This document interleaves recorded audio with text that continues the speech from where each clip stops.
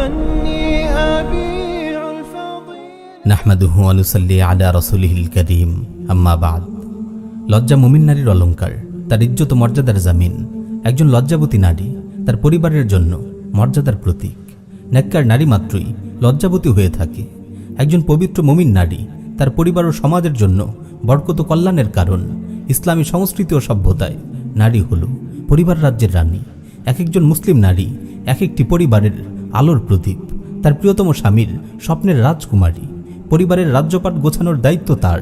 ইসলাম কখনো নারীকে মঞ্চের বেহায়া নর্তকী কিংবা জনসমাবেশে পুরুষের মনোরঞ্জনকারী অথবা পণ্যের মোড়কে সস্তা বিজ্ঞাপন রূপে দেখে না।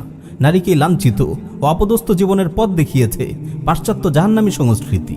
তারা নারী দেহকে মার্কেটিংয়ের উপকরণ বানিয়েছে, নারীকে পুরুষের ভোগ পণ্যে পরিণত করেছে। নাউযুবিল্লাহি মিন যালিক। আল্লাহ তাআলা মুমিন নারীদেরকে এমন লাঞ্ছনাকর জীবন থেকে হেফাজত করুন। হে আমার বোন, আজ পাশ্চাত্য সংস্কৃতির অশ্লীল জোয়ারে ভেসে যাচ্ছে মুসলিম সমাজ। মুসলিম নারীরাও আজ নিজেদের আত্মপরিচয় ভুলে হারিয়ে যাচ্ছে এই নোংরা সংস্কৃতির মিছিলে।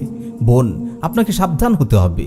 পাশ্চাত্য শয়তানি সংস্কৃতির জোয়ার যেন আপনার লজ্জা কেড়ে নিতে না পারে, আপনার পবিত্র জীবনকে কুলুষিত করতে না পারে। ইসলামের সোনালী যুগের নারীরা ছিলেন হায়া ও লজ্জার মূর্ত প্রতীক।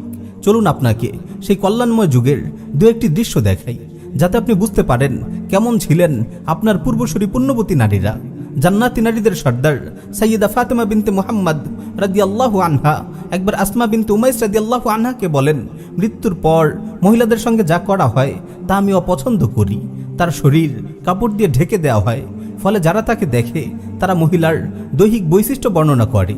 তিনি খাটে রাখা মহিলাদের লাশের কথা বলছিলেন। আসমা রাদিয়াল্লাহু আনহা বলেন, আমি হাবশায় দেখা একটি নিয়ম আপনাকে দেখাবো। এই বলে তিনি কিছু কাঁচা খেজুরের ডাল নিলেন, তারপর সেগুলোকে বাঁকা করলেন এবং তার উপর একটি চাদর ছড়িয়ে দিলেন।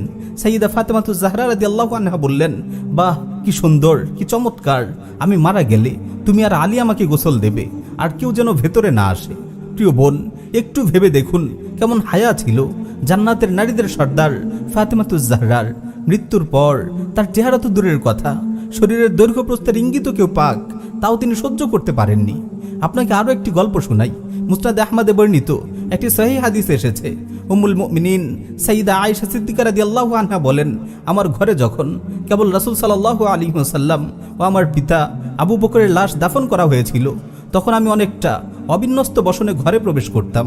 আমি ভাবতাম একজন আমার স্বামী, আরেকজন আমার পিতা, তাই পর্দা করার কিছু নেই। কিন্তু যখন হযরত ওমর রাদিয়াল্লাহু আনহুকে দাফন করা হলো, তারপর থেকে আমি কখনো শরীরে ভালো করে কাপড় না জড়িয়ে ঘরে প্রবেশ করতাম না, কারণ ওমরের কারণে আমি অন্তরে হায়া ও লজ্জা অনুভব করতাম। সুবহানাল্লাহ, কত হায়া ছিল তাদের। প্রিয় বোন, আপনার চিন্তাও এমন পবিত্র হোক, জীবনে মরণে লজ্জা হোক আপনার অলংকার, পবিত্রতার সংযম হোক আপনার পরিচয়।